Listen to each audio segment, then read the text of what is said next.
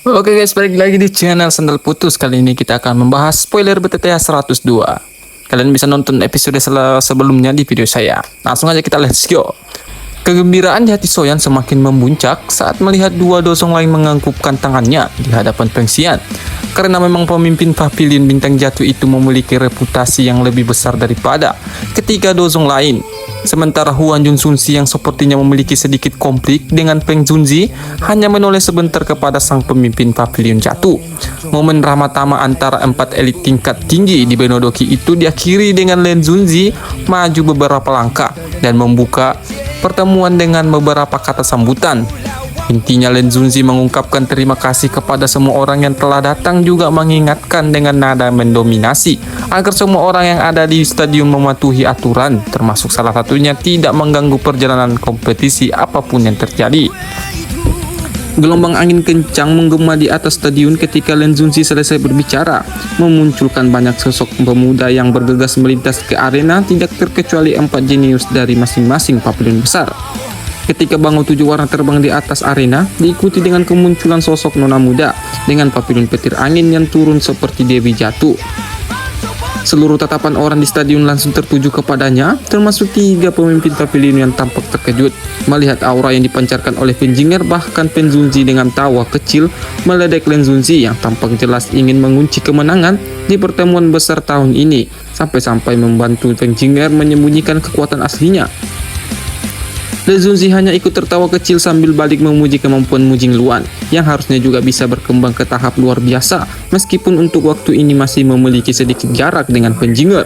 Nah, sementara tiga dosong lagi asik lempar pujian pada para jenius.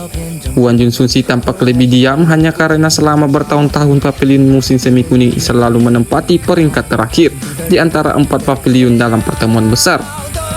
Di sisi lain, Soyan hanya bisa nongkrong di atas pohon menatap sosok kecantikan Penjinger dan buru-buru menyeringit saat sekali lagi merasakan semencap bahaya yang tidak bisa dijelaskan setiap kali Penjinger berada di sekitarnya. Namun ternyata setelah melihat Penjinger, ada pemandangan lain yang membuat Soyan lebih terkejut, yaitu ketika matanya menyapu ke arena tempat berkumpulnya para peserta dan tatapan jatuh kepada pemuda berambut merah dengan kapak di tangannya, di mana pemuda itu tidak lain tidak bukan adalah kawan lamanya sekaligus tetua muda Akademi Jianan. Kejutan di mata Soyan berangsur-angsur menghilang dan tanpa sadar menghilangkan kepalanya, menyadari bahwa dunia ini memang amatlah sempit sampai dia bertemu dengan seseorang yang sangat familiar. Bahkan jika belum genap setengah tahun berada di dataran tengah, ceritanya pertemuan besar empat pavilion ini akan mempertandingkan 8 ahli muda, termasuk 4 perwakilan dari pavilion besar. Total ahli muda yang berada di arena berjumlah 35 orang, dengan tempat posisi yang auto ditempati oleh wakil pavilion besar selaku 4 orang terkuat di seluruh peserta. Hal ini turut mengartikan bahwa 49 dengan ahli bebas harus bertarung mati-matian hanya untuk memperebutkan 4 tempat lain di pertarungan utama.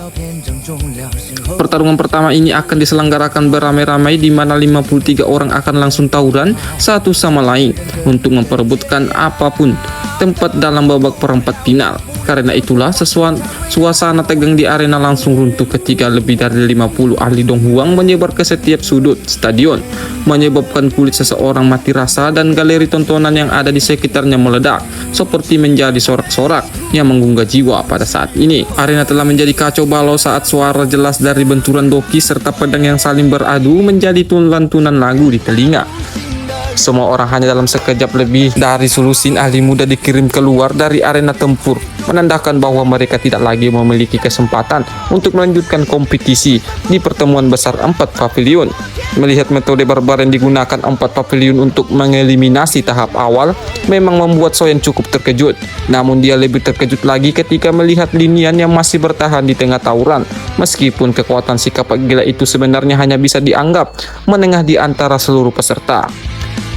Mata Soyan beralih dari Linian dan perlahan menyapu ke arena, menemukan 4 lingkaran doki yang tampak sangat aman dari tawuran, di mana pemilik 4 lingkaran kecil ini jelas tidak lain adalah 4 jenius muda pavilion besar yang membuat peserta lain takut bahkan untuk sekedar bermimpi melakukan serangan ke wilayah mereka. Mengikuti pengurangan peserta yang sangat cepat, kekacauan di dalam arena secara bertahap berkurang, dan Soyan tampak berseri-seri saat menemukan Lin Yan masih ada di dalam sana. Setelah diamati, salah satunya hal yang membuat Lin Yan mampu bertahan adalah keterampilan dua kelincahan yang temannya itu miliki. Namun sepertinya keterampilan itu pun masih belum cukup membuat Lin Yan bertahan, karena sekarang pertarungan paling lemah di arena itu adalah telah menarik perhatian seseorang ahli Dong Huang bintang 8. Lin Yan melompat ke sana kemari untuk menghindari pisau yang diayunkan oleh si Dong Huang bintang 8. Kita sebut aja dia si Cecep. Sementara Soyan sudah berdiri di atas kayu perak, siap-siap sedia menyelamatkan Lin Yan kalau nyawa temannya itu berada dalam bahaya. Namun meskipun Soyan mengamati situasi semakin gila, keluarga Xiao itu mencium sesuatu yang salah, di mana si Cecep ini tampaknya kok cuma pengen ngejar-ngejar Lin Yan saja tanpa berencana untuk melepaskan serangan.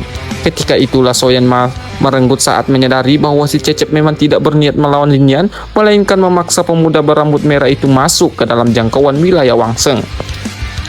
Begitu Lin Yan masuk ke dalam wilayahnya Wangsheng, langsung memancarkan niat membunuh yang sangat padat dari dalam dirinya, membuat Lin Yan auto panas dingin dan buru-buru melangkah keluar dari wilayah Wangsheng. Namun ternyata upaya Lin Yan untuk melarikan diri tidak berujung pada keberhasilan saat dia melihat Wangsheng telah berbentuk pilar warna hitam yang siap untuk ditembakkan ke arah tenggorokannya seperti ular berbisa. Lin Yan merasa jantungnya langsung mati rasa saat melihat serangan pilar berwarna hitam ini dan buru-buru mengaku kalah agar Wangsheng menghentikan serangannya.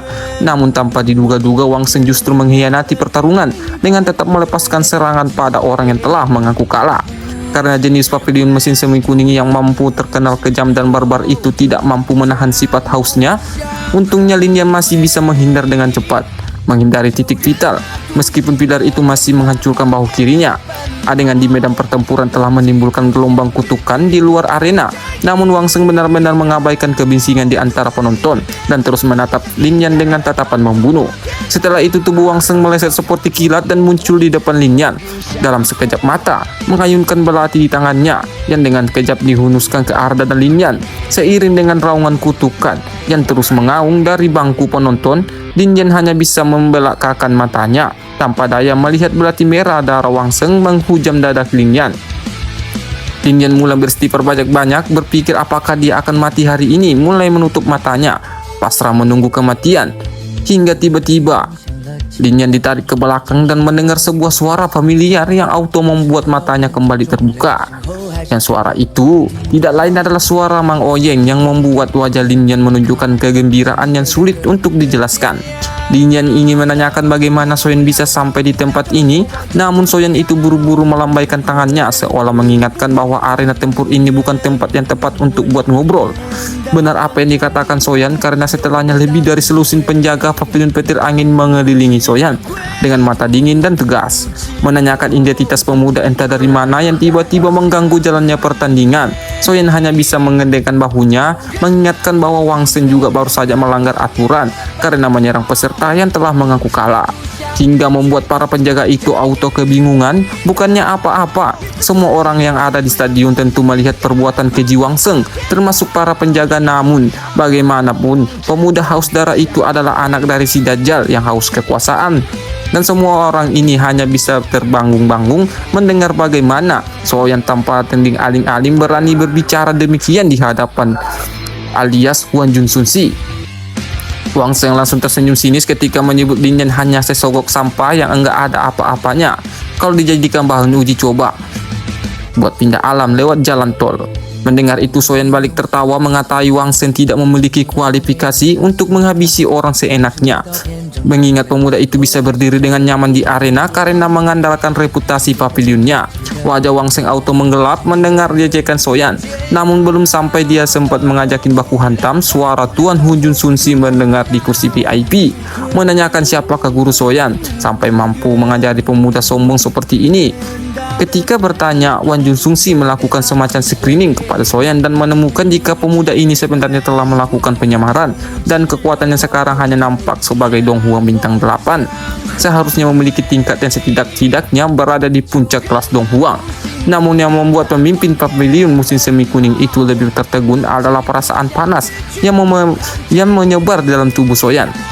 Di mana perasaan itu tidak hanya mengejutkan Hwang Junsunsi, namun juga ketiga dozong lain yang hanya bisa diam-diam saling pandang. Soyan menangkupkan tangannya ke arah Hwang Junsunsi tanpa takut meminta empat dozong yang lain untuk menentukan sendiri apakah Wang Seng benar melanggar aturan atau tidak dengan menyerang peserta yang telah mengaku kalah.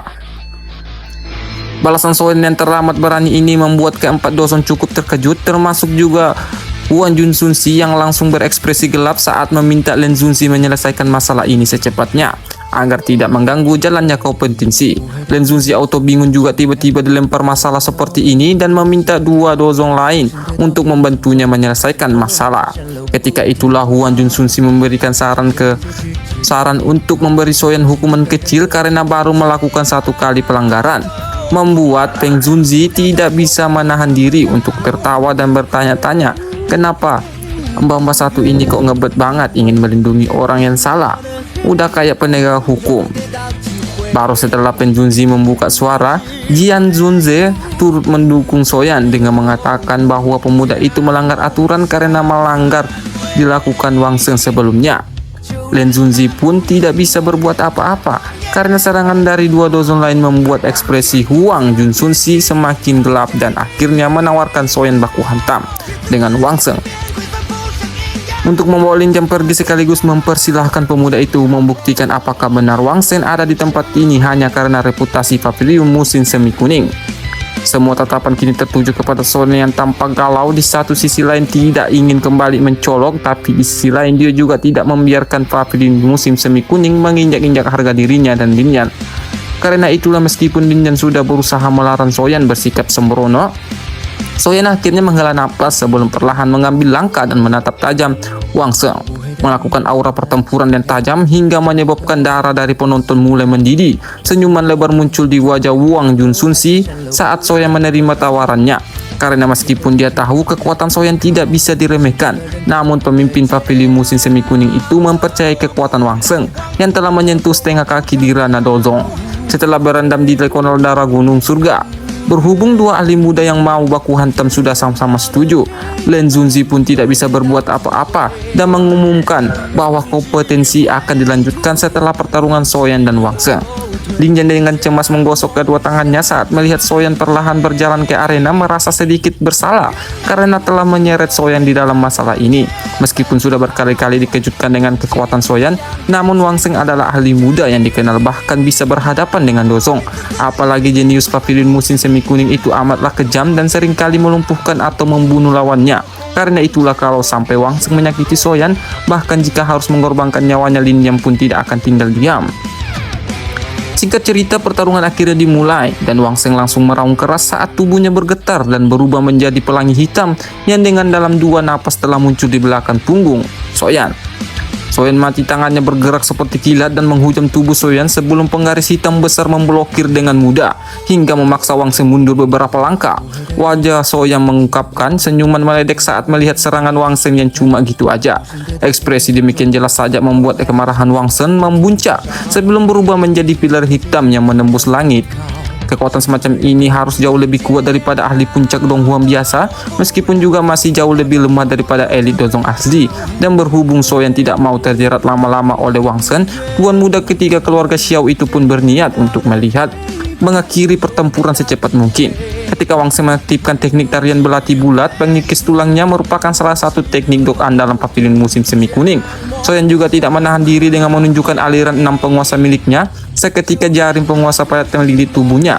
Soyan dan mengeluarkan suara detang dernik setiap kali cahaya hitam belati Wang Seng bersinggungan dengannya. Para penonton tampak takjub dengan Soyan yang benar-benar bisa bertarung dengan seimbang melawan Wang Seng. Sementara di kursi VIP, senyuman di wajah Hwang Junsunsi justru berubah suram. Menyadari bahwa ternyata kekuatan Soyan meningkat hingga saat ini sudah berada di tingkat yang sama dengan Wang Seng. Ketika itulah Soyan mengaktifkan teknik 6 tembakan gabungan yang merupakan tingkat tertinggi dari aliran 6 penguasa, membuat api aneh berwarna coklat hijauan menempel di permukaan penggaris hingga menciptakan robekan seperti pedang yang sangat tajam. Ketika diayunkan di udara, tidak ada ledakan sonik atau fenomena luar biasa saat penggaris diayunkan, namun tepat setelah penggaris itu membentuk robekan di udara, ekspresi semua orang yang ada di stadion berubah, menyadari bahwa pemuda anta beranta yang terus dibully beramai-ramai oleh pavilion musim semi kuning ini sebenarnya adalah seorang elit dozong. Bahkan Lin yang di tepi arena juga menatap punggung Soyan dengan tatapan tertegun, tidak menyangka bahwa temannya dulu berada di puncak Dong Huang. Ketika dia meninggalkan kekasaran Jama, tiba-tiba saja menjadi seorang leluhur dozong. Ekspresi Huan Junsun Si di kursi VIP menjadi sangat gelap dan dingin. Saat ini dengan berat hati mengakui bahwa penilaiannya terhadap Soyan benar-benar sebuah kesalahan. Namun Huan Junsun Si dan juga 3 dozong lain tidak bisa mengesampingkan betapa luar biasa kedudukan Soyan, karena bisa mencapai level ini hanya dengan usianya yang baru sekitar 20 tahunan saja. 3 dozong lain seolah tidak bisa menebak siapakah yang akan menjadi pemenang pertandingan ini. Di sisi lain, Wang Junsun Si masih percaya muridnya mampu memenangkan pertandingan, hingga tiba-tiba saja Wang Sheng menggunakan keterampilan darah musim semi kuning dan dengan mayat busuk musim semi kuning yang merupakan teknik tertinggi di pavilion. Namun ternyata mampu ditumpas dengan tembakan api teratai hati yang membuat Wang Sheng terlempar sambil meludahkan seteguk cairan darah segar. Semua orang sudah melihat siapa yang akan menjadi pemenangnya pertempuran ini, dan Huan Junsun Si juga telah berdiri mempersilahkan Soyan untuk pergi. Setelah kesepakatan mereka sambil menahan amarah, ketika tiba-tiba saja Wang Sheng yang mengenali api teratai hati Soyan tiba-tiba memanggil nama pemuda itu dan memuji keberhasilan sang tua muda ketika keluarga Xiao menembus ranah dozong hanya dalam waktu 3 bulan saja. Oh guys, mungkin segini aja spoiler BTTH 102, dan kalian bisa nonton 103 di episode selanjutnya.